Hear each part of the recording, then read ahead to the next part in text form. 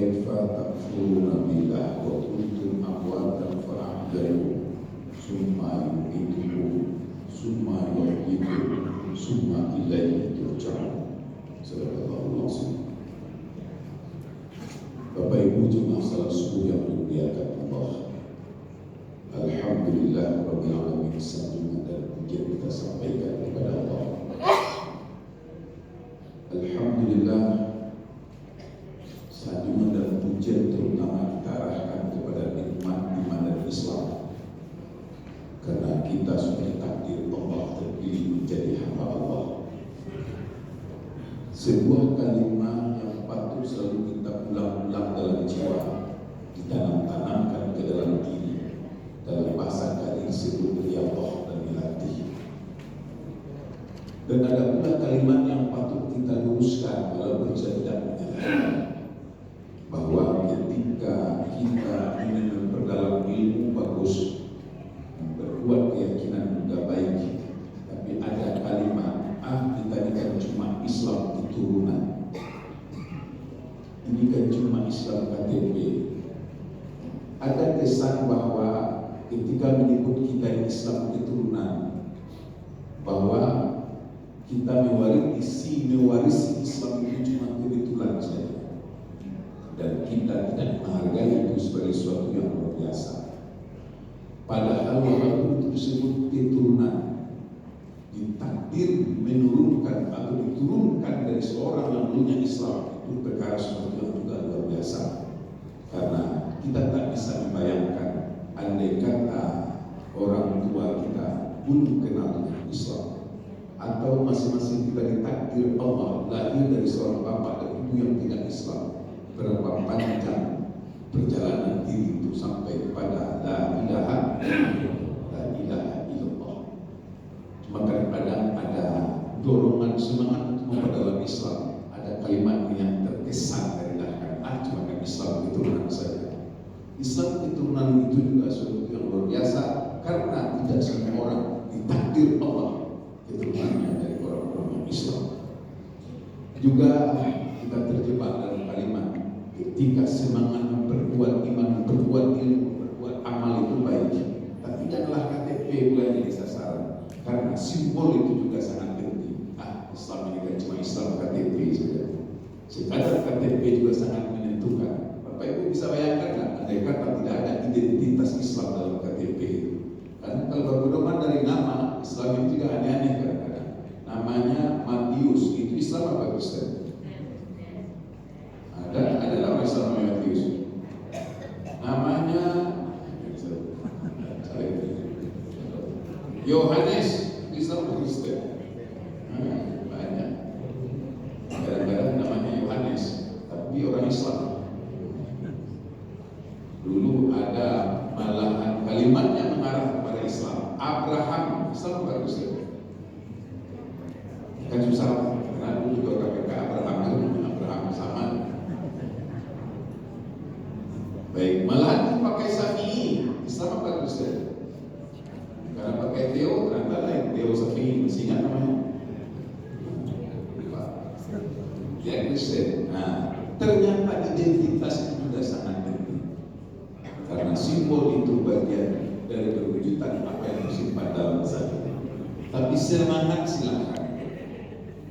Ingin memperdalam ilmu baik, ingin memperbaiki pengetahuan juga luar biasa, ingin meningkatkan iman itu baik, tapi janganlah simbol dan mesra. Apalagi mengarah kepada amal. Ditakdir sujud itu saja merupakan sesuatu yang luar biasa, karena kita sama-sama manusia. Tidak semua manusia ditakdir menerima la ilaha illallah. Kita banyak sesama Islam, tidak semua orang Islam ditakdir Allah bisa rukuk dan sujud sampai subuh hari ini. Itu bayangkan, andai kata sujud itu terjangkau oleh kecerdasan, pastilah orang-orang yang cerdas merupakan orang-orang yang ada sujud kepada Allah. Buktinya orang sujud itu macam-macam, ada yang cerdas, ada yang tidak cerdas. Andai kata sujud itu terjangkau oleh posisi jabatan dan pangkat, tentu mereka yang punya posisi adalah orang-orang yang rajin sujud. Andai kata sujud itu terjangkau dengan kekayaan, pasti orang yang punya kekayaan adalah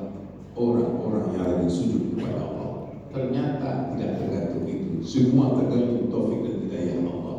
Yang sujud di sini ada yang kaya, ada yang miskin, ada ekonomi kuat, ada ekonomi lemah, ada yang pintar, ada yang tidak pintar. Itu menandakan bahwa itu sesuatu yang luar biasa. Begitu juga datangnya hidayah kepada kalbu manusia, bukan kuasa manusia, tapi rahmat Allah yang luar biasa. Andai kata manusia mampu mendatangkan hidayah, tentu manusia di zaman Rasulullah, puncaknya baginda Rasulullah SAW, semuanya rukuk sujud kepada Allah. Tapi di kisah-kisah para Rasul sejak Nabi Adam sampai baginda Rasulullah SAW, walaupun Nabi yang berdakwah, walaupun Rasul yang menyampaikan kalimat, langsung mendapat hidayah dari Allah, tapi tidak semua yang sujud. Yang sujud juga, yang menentang juga. Tapi kalau kita lihat persentasenya, mungkin kita Bapak pernah mendengar sejarah para nabi, mana yang banyak yang ikut nabi yang menentang. Jadi jangan heran kalau salat subuh seramai itu sudah luar biasa sesungguhnya. Andai kata masih banyak yang di luar imam yang masuk, memang udah modelnya dari dulu. Dan bersyukur, bukan kita cemoohkan, oh berarti kita lebih baik. Tapi bersyukurlah bahwa kita ditakdir dan terpilih untuk bisa rukuk sujud kepada Allah, terlepas apapun nilainya. Malah dalam bahasa tauhid, andai kata rukuk sujud yang kita lakukan subuh hari ini tidak ada nilainya, nol saja, kalau mengejar pahala penting, kata penting, jangan salah dengar. Andai kata, kalimat yang paling bawah digunakan ulama-ulama hakikat, andai kata rukuk sujud hari ini tidak bernilai, tapi ditakdir sujud itu saja, itu sudah luar biasa rahmatnya untuk kita syukuri. Subhanallah, karena tadi tidak terjangkau dengan kecerdasan, tidak terjangkau dengan posisi, tidak terjangkau dengan harta, tapi tergeraknya hati sujud bertanda taufik dan hidayah masih ada. Yang perlu nanti tentu kita bicara kualitas. Bapak Ibu jemaah, saya sambungkan kaji dengan kajian-kajian sebelumnya. Soal lupa tak ingat tak masalah, dia saya yang sendiri sambung.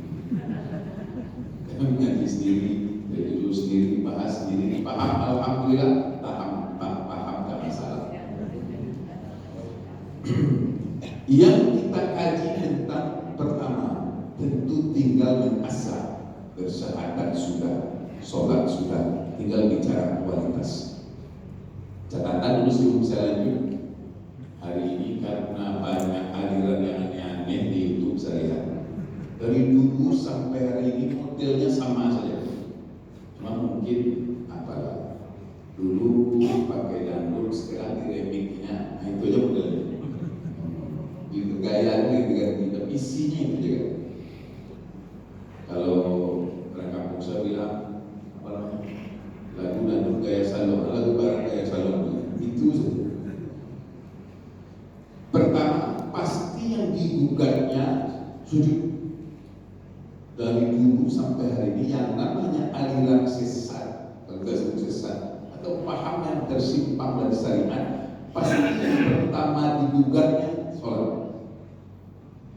Baik yang dianggap salah atau paham yang mulai tersimpang, yang digugatnya pasti sujud. Contoh yang agak masih lurus. Dan yang menjadi korban itu pasti tasawuf. Sudah dulu sama saja. Karena ini yang paling gampang dijadikan alat stempel. Tampilan yang luar biasa, dibikin gaya yang aneh-aneh. Ketika dia melanggar aturan Allah, tak masuk akal. Yang paling gampang stempelnya apa? Itu ma'rifatnya sudah sampai dosa. Jadi kalau ma'rifat sampai itu tak masuk akal, ya. Jadi ketika perbuatannya, kalimatnya tak masuk akal, dibilang sudah, oh itu ma'rifat. Saya lihat pahamnya bagus, Pak Ustaz, bisa numpak tidak salah subuh. Itu yang mantap itu Ustaz. Dia langsung salatnya ke atas, tak ke atas mana, pokoknya ke atas. Kita orang awam gampang, asal nengok sedikit kesaktian, asal nengok sedikit yang aneh-aneh. Saya lihat dipegangnya tangan Ustaz langsung lurus juga. Memang hebat.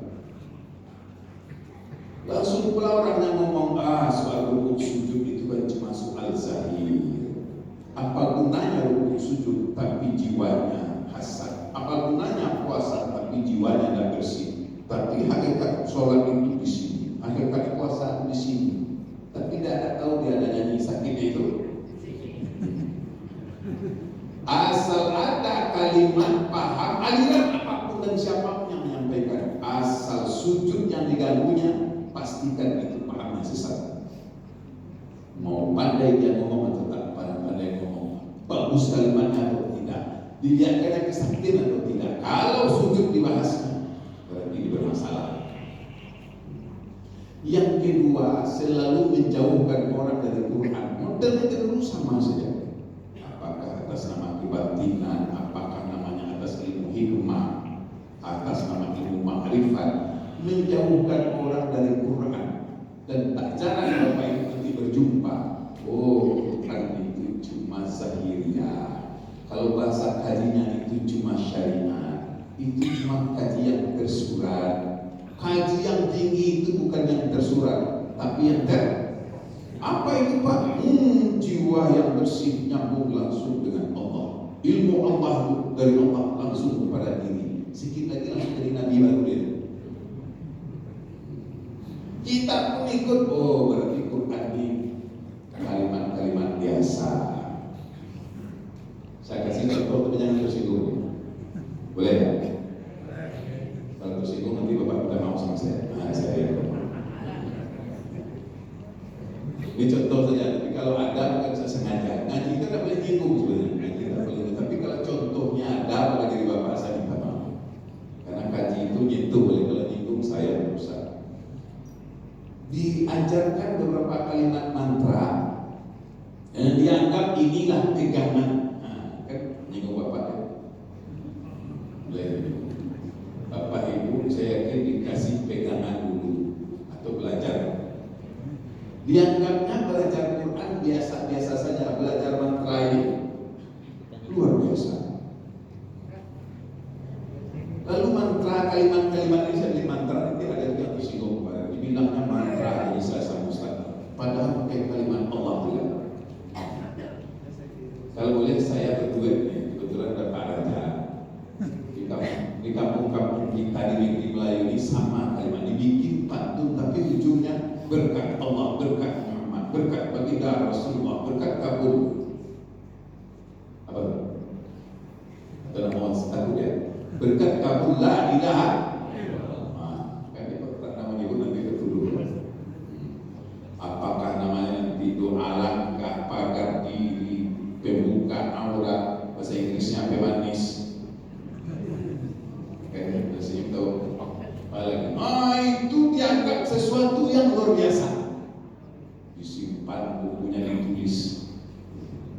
Saya masih ingat dulu saya dengan mantra di sini. Pak, tunjukkan pembuka aura.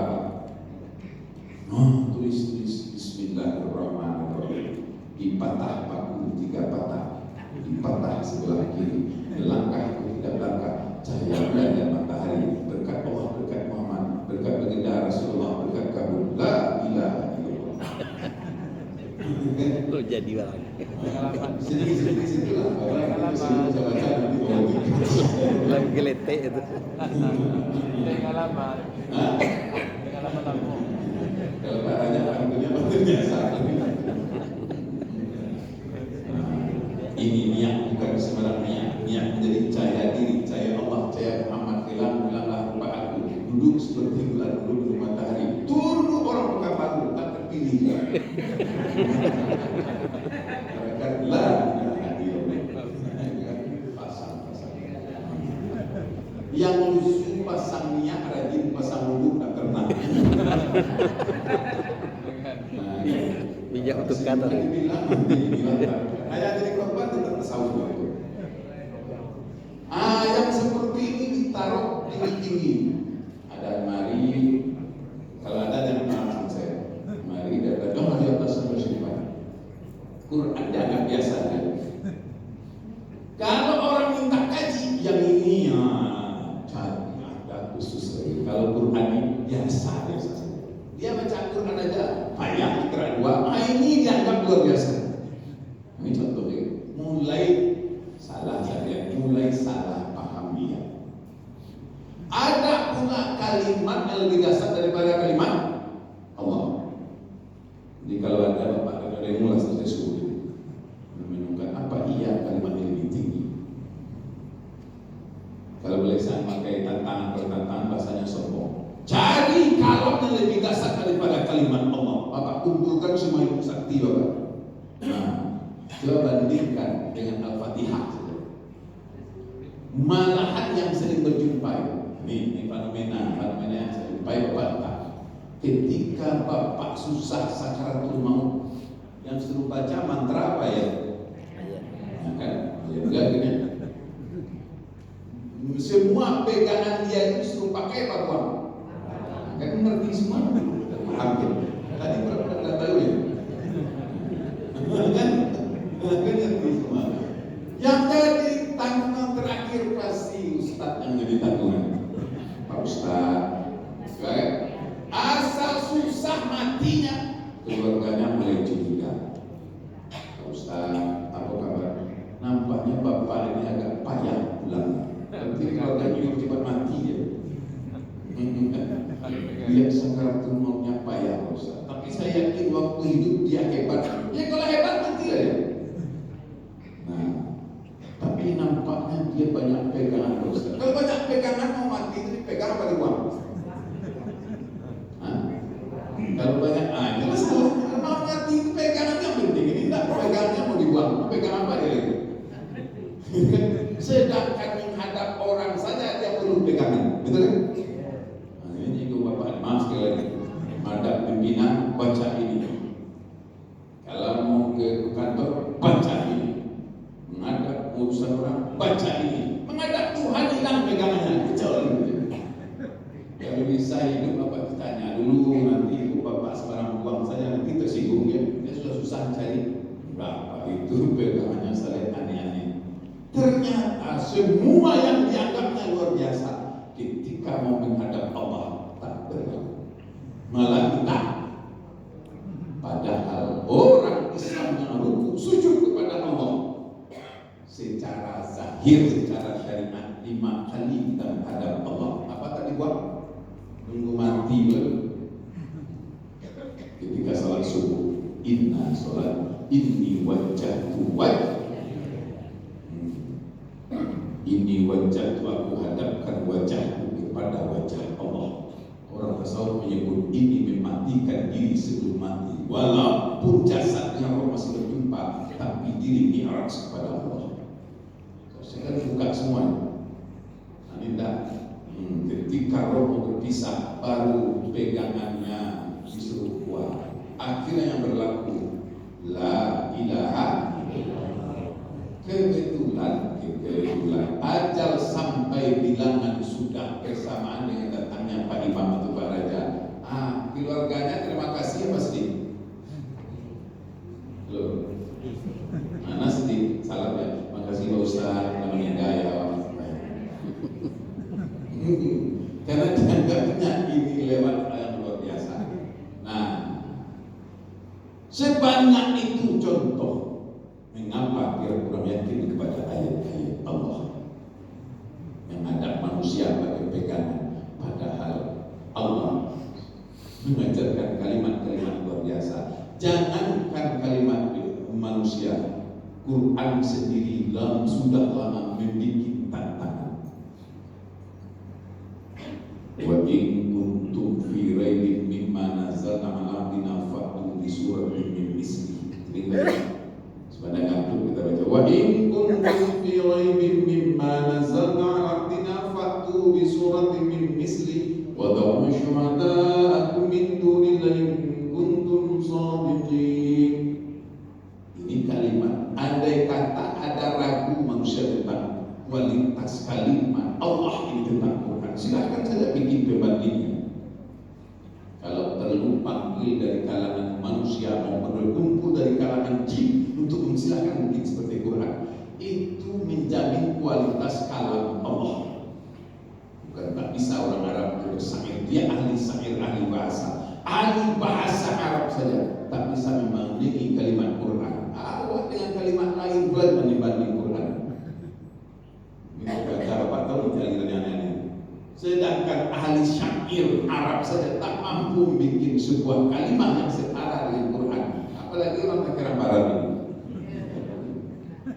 Menandakan bahwa ini kalimat luar biasa. Jadi kalau ada terbetik dalam hati bahwa ada pegangan, ada kalimat lebih dasar daripada ayat Allah, antum bakal begini. Astagfirullah ya Allah. Sudah terendahkan kalam Allah. Sudah terendahkan kalam yang mulia, tertinggikan kalam yang aneh-aneh. Tapi jangan sedih nih, habis pegang saya Pak Ustaz. Nanti singgung bulan, coba pegang apa yang urusan. Artinya kalau masih terbetik dalam hati, ada susunan kalimat, ada susunan kata lebih dasar daripada ayat Allah, istighfar. Kan kelecehkan. Saya jumpa orangnya langsung, kaji saya Pak Ustaz di atas Quran, di atas Quran pula. Saya tahu siapa Pak, kita pernah pandai ngaji, patutlah di atas Quran, rupanya di luar Quran katanya. Ini Quran di atasnya, tapi di luar. Kalau Quran itu kan yang tersurat Pak Ustaz, itu syariat. Yang tersurat ada yang tersirat, yang tersirat ada rahasia. Itu dalam kaji saya. Bayangkan, yang nggak Quran itu biasa-biasa saja. Setelah saya cek, itu tadi kalimat-kalimat kalam itu, kata-kata yang aneh-aneh itu. Yang hebat lagi, memakai dan menyandarkan kepada tasawuf. Normal lagi tasawuf. Tasawuf lagi jadi korban. Karena menyebut Allah, menyebut Nur Muhammad. Ini contoh Ustaz. Al-Fatihah kan biasa, supaya dingin air ini dibacanya. Lihat contoh lagi ini. Agar dia mengaku ini asli tarikat Ustaz. Tarikat lagi jadi korban. Nur Allah, Nur Muhammad, sifat Allah, sifat Muhammad, penahan segala bisa, mumpun segala tajam. Yang tapi bagi seminar yang bisu tawa yang tajam kemudian ini terkakak la ilaha illallah.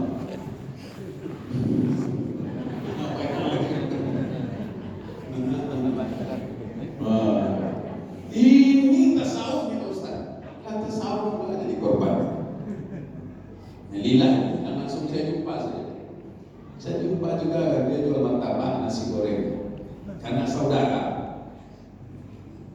Dia sedikit tahu saya sering mulai tasawuf. Apa katanya? Saya Pak Ustaz sudah selesai ini tasawuf itu.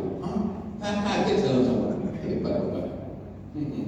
Tarikat itu sudah sekali tasawuf sudah tamat saya ini Ustaz. Saya sekarang ngaji ini, ngaji ma'rifat. Kata saya tahu saya Bapak jual nasi goreng, jual martabak. Saya dari kecil rasanya sekolah agama terus sampai sekarang masih sekolah. Teman-teman, jangankan tamat, pinggirnya saya belum selesai. Bapak kalau nasi goreng lah tamat belum sama Pak. Nah, saya baru mulai mengkaji mendalami sedikit. Apa itu tadi apa isinya, bagaimana metodologinya, apa perbedaannya, di mana syariatnya. Nah, Bapak bilang sudah selesai. Berarti Bapak di atas Imam Al-Ghazali. Imam Al-Ghazali bukan Ghazali yang kelapa sini kaget dia Bapak. Dia kaget. Saya langsung tebak, jangan Bapak belajar pantun lagi. Tahu pantun tadi? Ditunjukkan langkah ini, pegang ini, itu tasawuf tidak. Rupanya iya, pantun lagi.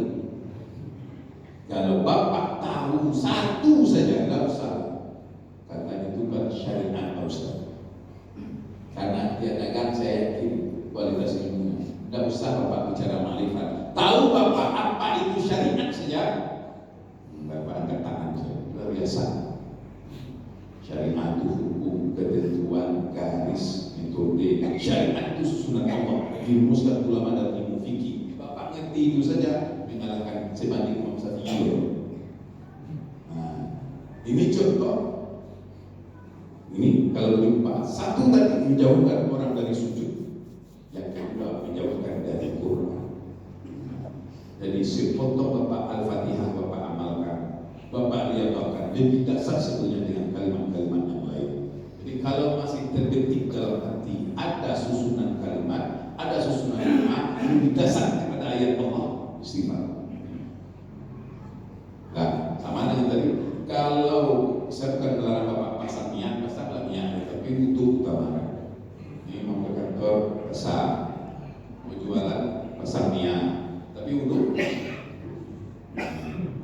karena yang mengajarkan untuk itu Allah, caranya dari Allah, yang mencontohkan Rasulullah untuk kita hamba Allah untuk mencucikan diri menghadap kepada Allah.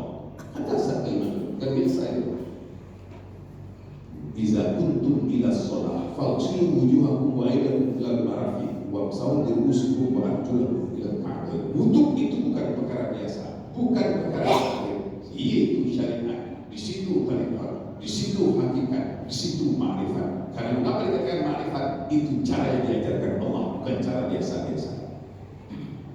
Jadi biar dasar seluruh gerakan ibadah itu luar biasa. Kenapa luar biasa? Bukan hasil ciptaan karya manusia, tapi langsung dari Allah. Jadi kalau ada yang tidak yakin dengan gerakan sholatnya, tobat lagi. Karena apa? Minggu lagi yang kedua, berapa kali saya nyinggung. Bapak diajar gerakan bela diri, mau yang mendekat tersebut. Rupanya di silat Bapak sudah guru, di karate Bapak sudah suhu, di tinju Bapak sudah hari ini. Bapak yakin dengan diri, yakin. Ketika gerakan itu dilatihnya sampai dia menjadi guru nilainya di suatu jurusan gerakan yang diajar oleh manusia, dia yakin betul. Asal ada orang kata kalau satu orang lewat di Ustaz, kalau dua kita hadapi, kalau tiga saya tantang. Kecuali satu masjid kita pikir. Dia dengan gerakan pendekatnya yakin betul kepada diri bahwa dia bisa selamat dari serangan manusia. Coba cari jurus silat Bapak yang menyelamatkan Bapak dari malaikat maut. Apa jurusnya? Coba saja. Tapi maaf ya, dengan menguasai gerakan yang diajarkan manusia, kita ahli, yakin kita dalam hidup bahwa kita bisa selamat. Ya kan? Tapi mengapa kita ketika ada berdiri rukuk dan sujud, gerakan ini bukan dari manusia, tapi gerakan dari Allah. Tidak yakin bahwa gerakan ini menyelamatkan kita dunia wal akhir. Kalau dengan silat saja kita yakin dalam hidup, seharusnya orang yang rukuk sujud kepada subuh hari ini lebih yakin kepada dirinya ketimbang orang yang punya pegangan. Salah tak punya pegangan? Tidak usah disuruh kita latihan ini, iya. Tapi dengan gerakan jurus saja kita yakin kepada diri. Berarti orang yang sujud lebih yakin dalam hidup ketimbang gerakan-gerakan ini. Ya ini ada orang salah subuh tak punya gerakan, tidak punya gerakan pegangan silat, hilang percaya dirinya. Sebaliknya ada orang yang punya silat tak sujud, yakin betul dalam dirinya. Halo, ada orang salah subuh, kurang yakin dia dengan dirinya. Tapi bosan itu preman. Ada preman yang pandai silat lebih yakin kan, walaupun tak salah, tak salah subuh. Seharusnya kita lebih khawatir. Sehebat apapun jurus kita sangat takut bahwa itu belum tentu menyelamatkan hidup dunia wal akhirat. Ketika rukuk dan sujud, kita sudah punya pegangan. Apa itu? Allazina yu'minuna bil ghaib. Puncak ghaib adalah percaya dan makrifat kepada Allah. Tanda orang makrifat, dia rukuk sujud kepada Allah. Maka orang yang rukuk sujud kepada Allah seharusnya yakin, la ilaha illallah wahdahu la syarika lah, lahul mulku wa lahul hamdu, yuhyi wa yumiitu wa huwa ala kulli syai'in qadir. Untuk berperang, yakin yang diperlukan, yakin apa silatnya. Nah, kalaulah jurus itu lebih penting daripada yakinnya, pasti Rasulullah mewajibkan bersilat dulu baru berakidah. Tapi ternyata dalam Islam berakidah dulu baru tambah yang lain. Kalau pahamnya dulu, itikadnya lurus, la tataharraka bisa'in ila biiznillah, tidak bergerak apapun melekat dengan izin Allah. Kalau memang ajal saya hari ini, tapi lahirnya bapak pun mati. mangsanya bahwa karena li nafsin antamuta ila biiznillah, tidak akan mati seorang diri melainkan dengan izin Allah. Ini yang dibawa orang dalam jihad. Coba pendekar yang mati lah, mati juga. Petinju yang mati lah, mati. Cuma saya membaca sejarah McTesen sedikit. Kenapa McTesen? Apa katanya? Ketika usianya mulai lanjut, belum tua-tua sekali, 30-an. Ya kan? Petinju umur 30 tua apa muda? Ya, Bapak aneh. Harus mendorong olahraga. Dalam olahraga 30 tua apa muda? Oh, udah tua ya kan.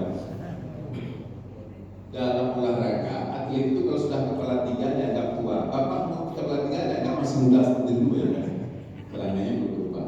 Ketika umurnya baru kepala 3, dirasakan fisiknya tidak segagah dulu.